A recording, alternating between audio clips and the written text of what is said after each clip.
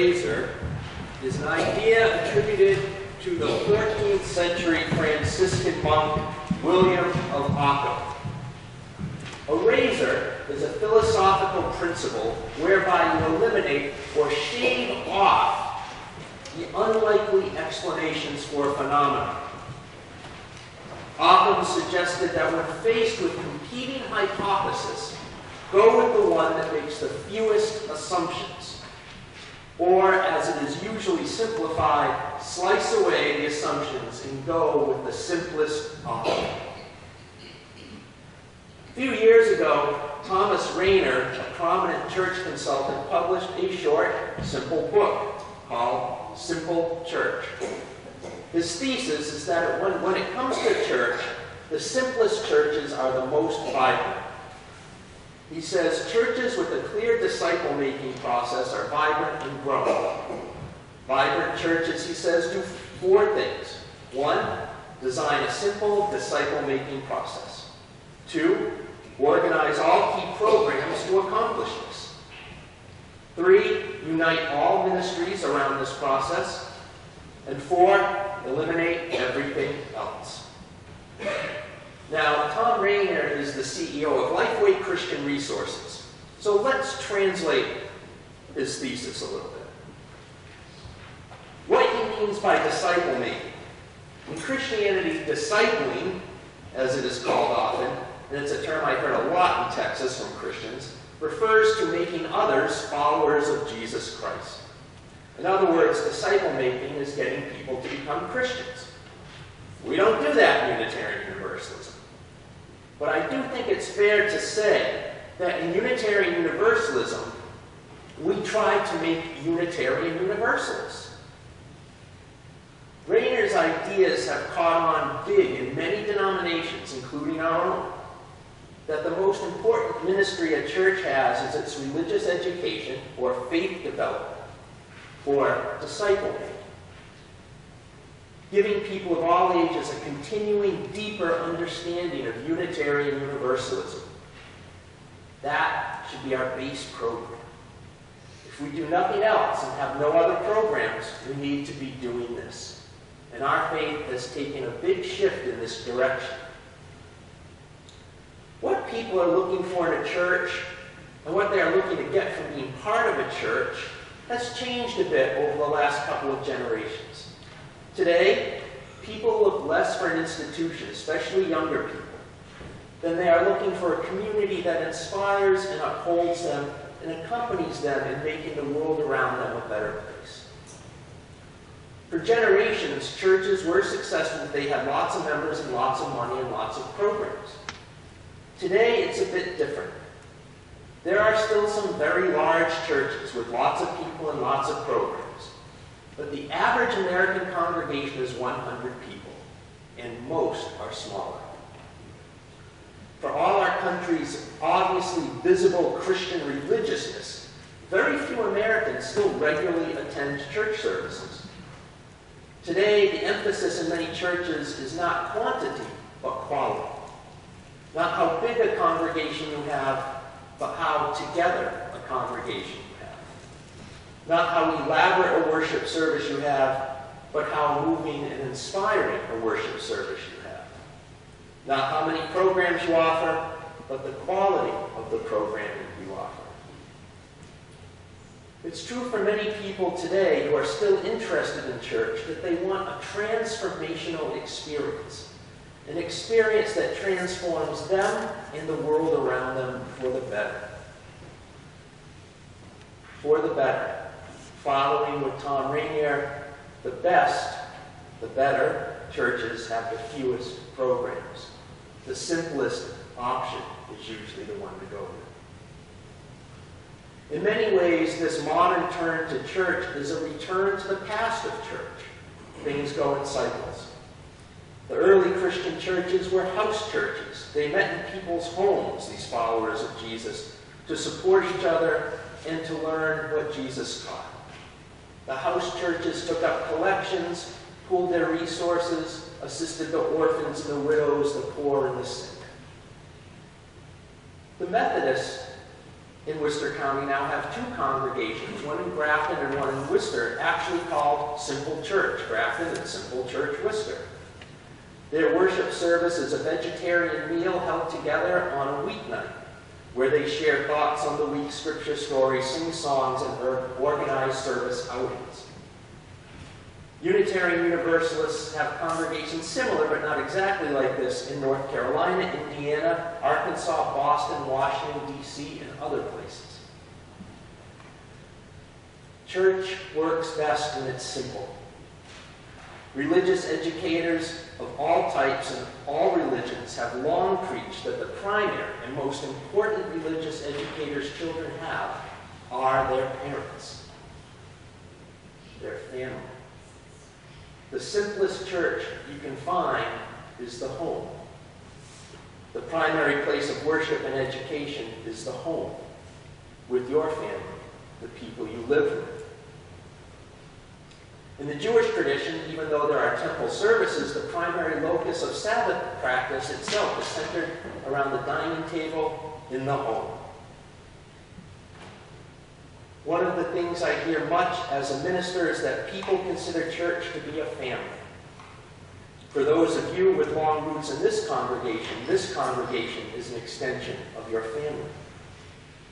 Although some families are not healthy and some people grew up in families that were not only dysfunctional but abusive, we generally want church to be like a family, a healthy family, a home, a place where we belong, a place where we are wanted, accepted, and loved. We want to be secure in our church. That church is a place that will always welcome us, always accept us, always want us, and wait for us to come home. Change and growth threaten this feeling of family for all churches. When a church grows, there are all of a sudden a new bunch of people you don't know as well. When change happens in the church, it is kind of like having Thanksgiving dinner at your sister's home instead of your aunt's, where your extended family has gathered for generations, when that home was your grandmother's and your great-grandmother's. One way for congregations to keep the feel of small family church is small group ministries. To gather in small groups on a regular basis for mutual support and reflection. Many Unitarian Universalist congregations use small group ministry of one type or another. One type is what we have here at our church, the Chalice Circle, where we check in, share joys and sorrows, and reflect on our monthly theme. Sometimes, in some congregations, these groups are called small groups and sometimes reflection groups. They meet once a week, twice a month, once a month, like we do here. There are a number of specific UU small group ministry programs. The most well-known is called Wellspring. My congregation in Southlake, Texas was one of the first 3 congregations to pilot this, and now it's used by dozens and dozens and dozens of our fellow congregations. Another one that exists is Firewalking, something that I specifically developed as a small group ministry to develop mission-oriented church leaders. Each of these small group ministries, no matter what you call it, is designed to be transformational.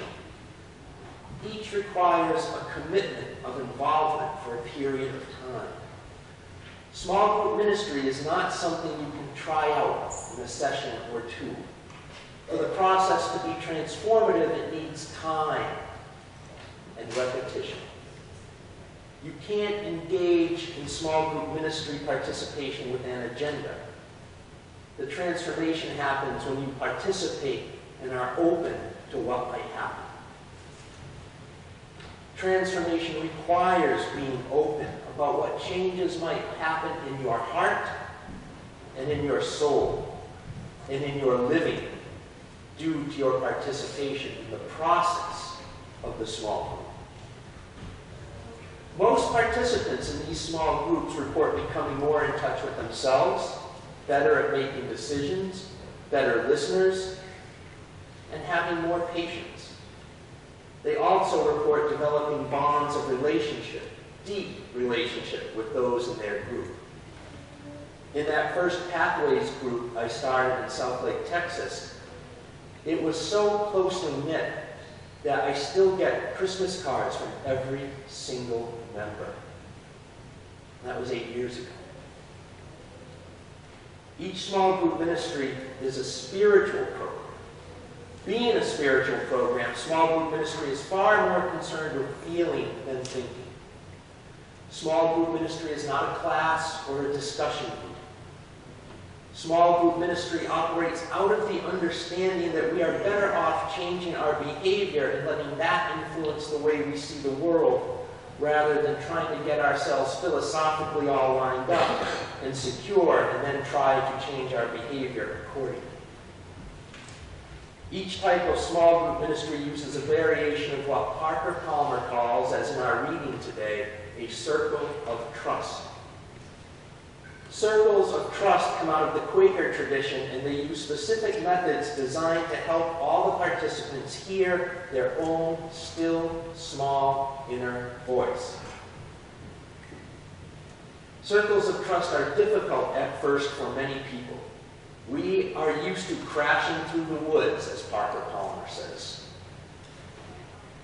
And the circle of trust asks us to be quiet in the clearing and wait for the soul to emerge. Over time, participants in small groups feel seen and heard by a connected group of people, creating that type of church family and connection and environment people long for. Even in many very large churches, people belong to a small group. Most people and most Unitarian Universalists are not used to listening for the purpose of listening. Rather, we listen in order to respond. And I myself do this as well. None of us are free from it. We spend a lot of our mental energy in any listening we do trying to figure out what we want to say in response. A circle of trust is different. Parker Palmer's organization, Courage and Renewal, describes the circles of trust this way. The underlying principles of the circle of trust are: everyone has an inner teacher. Inner work requires solitude and community. Inner work must be invitational. Our lives move in cycles like the seasons. Appreciating paradox enriches our lives and helps us hold greater complexity. We live with greater integrity when we see ourselves whole. A hidden wholeness underlies each of our lives. The practices of the circle of trust, they state as follows: create spaces that are open, hospitable, rich in resources, and charged with expectancy. Commit to no fixing, advising, saving, or correcting one another. Ask honest, open questions, and I love this phrase, to hear one another into speech. Explore the intersection of universal stories of human experience with the personal stories of our own lives. Use multiple modes of reflection so everyone can find their own place and their own pace. Honor confidentiality. The touchstones of a circle of trust approach are: give and receive welcome. People learn best in welcoming places. Be fully present. Be here now with your doubts, fears, failings, anxieties, as well as your convictions, joys, and successes. What is offered in the circle is offered by invitation, not demand. Do what your soul calls for and do it with our support. Your soul knows your needs better than we do. Speak your truth in ways that respect other people's truth. Our views may differ, but speaking one's truth in a circle of trust does not mean interpreting, correcting, or debating what others say. Speak from your center to the center of the circle. Use I statements and trust others to do their own winnowing. No fixing, saving, advising, or correcting. This is usually the hardest guideline for those who want to help. but it is vital for welcoming the soul and making space for the inner teacher. Learn to respond to others with honest, open questions instead of counsel or correction. With such questions, we help hear each other into deeper speech. That's how Courage and Renewal describes their own process of a circle of trust. One of the things we are afraid of losing at church is the feeling of family. Yet that intimacy of knowing people who know you seems to drift away and does not magically come back. It must be created and developed and nursed intentionally. Small group ministry is so effective that some churches even require all members to participate in a group. Some congregations require participation in such a group before any new person enters a big leadership role. To create circles of trust, we must be willing to be vulnerable, to not only let others see us as we are, but even more important and more difficult, to see ourselves as we are. For it is true that we usually don't see things as they are. We see them as we are. I hope that more of you will consider joining our Chalice Circle on the third Thursday of the month at 6:30, or that you'll be interested in starting another one that meets a convenient time and place for you and the others in the group.